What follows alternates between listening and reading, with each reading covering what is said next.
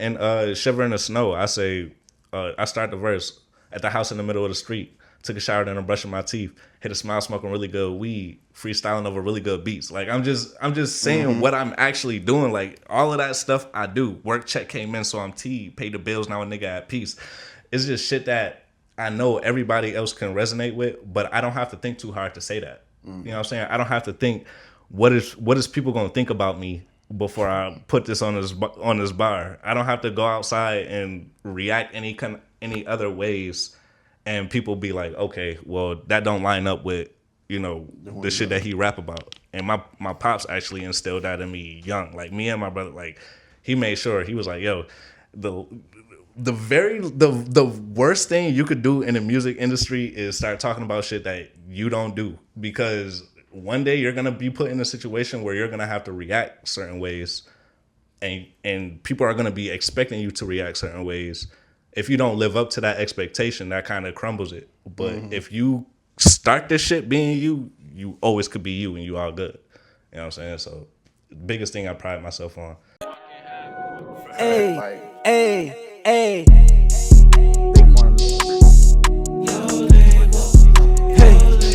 Okay. Out to the pay, for the grass is always greener. I don't do no labels, I call it how I see it.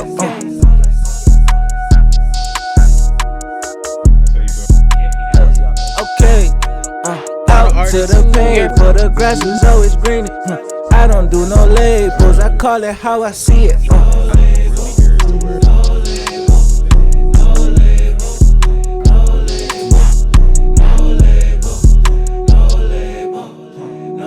What does the future look like for your podcast?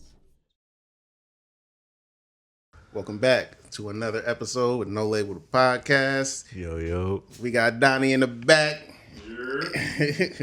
Man, we appreciate everybody, you know what I mean, tuning in, tapping in.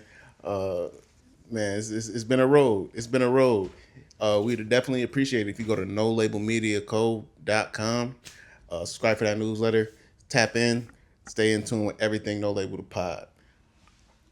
Today we sitting with a guest that y'all familiar with. You know what I mean? Normally he be in the behind the scenes when we doing our thing, but we got him on camera today. He's been one of our staples in just what we do here at No Label, and he's been a staple in the hip hop community in Buffalo for a long ass time. You know what I'm saying? You might see him with a camera. You know what I mean? You might catch him performing, killing it. You might catch him. You know what I mean? Editing in the cut. You never know. But this man is a man of many talents, and I'm lucky to call him my friend, my brother. We got MVRRO.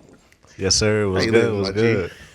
Shit, I'm good. I'm excited. I'm tired but ready. You know what I'm saying? It's a lot of emotions, but I'm all of them. You know what I mean? Oh yeah, damn near a second guest. Was it? Yeah. For Tomorrow's Sound. Yeah. Funny enough, we back for another joint. You know what I mean? Hell yeah. That's crazy. Shoot.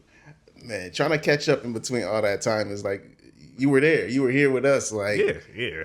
Shit. Ever since. Did you ever pick up a camera before we did our joint?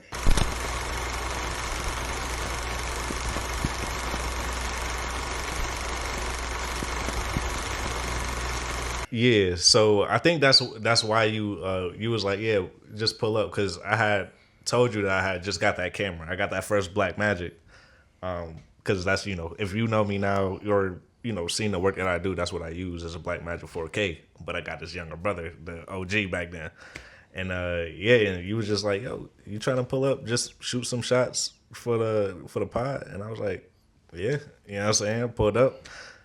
And the shots came out fire, but past that, I was just like, keep doing it. I was like, all right, I'm gonna keep doing it. Then my camera broke, and I was still just using my phone, and that evolved into the pictures, and started getting into the apps and painting the how the pictures was looking for the last couple of years when we was at the other spot, and just kind of diving into that. Then now we here to whole other things, man. It's just a crazy journey, man. Absolutely, Here bro. for everything. Yeah, you've been here like them every step of the way. You know what I'm saying? We wouldn't be the same without your piece and your part, bro. Likewise. Hell yeah. So, let's dive straight into the music. So you got something coming up. You got some everything's green. Yes, sir. Hell yeah. You got an official release date? April 21st.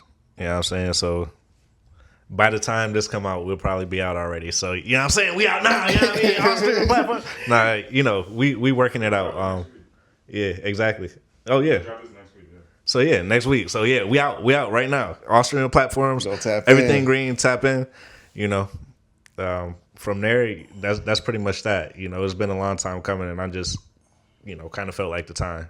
Absolutely, absolutely. The day after 420, so everything really is green. You feel me? You know. So when did the concept of everything green? When did that get inspired? So it kind of started last year. You know, you're my brother, so you basically been there the whole process as the project was kind of formulating. So, last year I was supposed to drop it in the summertime. I was growing, I just started growing weed. I just started growing Mary. And from there, other than that, I was buying a whole bunch of green clothes. I was buying a whole bunch. Everything was just green at the time. You know what I'm saying? So I just kind of went with it. But before that, it was supposed to be called Just For Fun because it was just 4 tracks at the time. And then I changed it to Something About Nothing. And then Everything Green was born. And since then, we've taken off with it. That's dope. That's dope. And it's just like, well, how did the golf element? Does that play? Yeah. Because that's one of the things that I was doing, right? So when I say everything was green, like everything was really green. So I was really outside playing golf. I was doing golf for about 2 years. Got my first par last year and everything. So one thing to be excited about, because I was getting triple bogeys, quadruple bogeys. I was getting +8s. Like it was bad, but got my first par. So it was just a turn of a season. And with golf, it kind of plays a big part in how we got to treat our music and how we got to treat what we're doing. You know what I'm saying? So it all comes into one. How so? Because like I've heard people say like golf is really like kind of like almost like an analogy for life in its whole process. I've never been golfing. He's trying to get me to the range. We be trying. Yeah. One of these days. But what's something you learned from golf that you learned that applied to your life?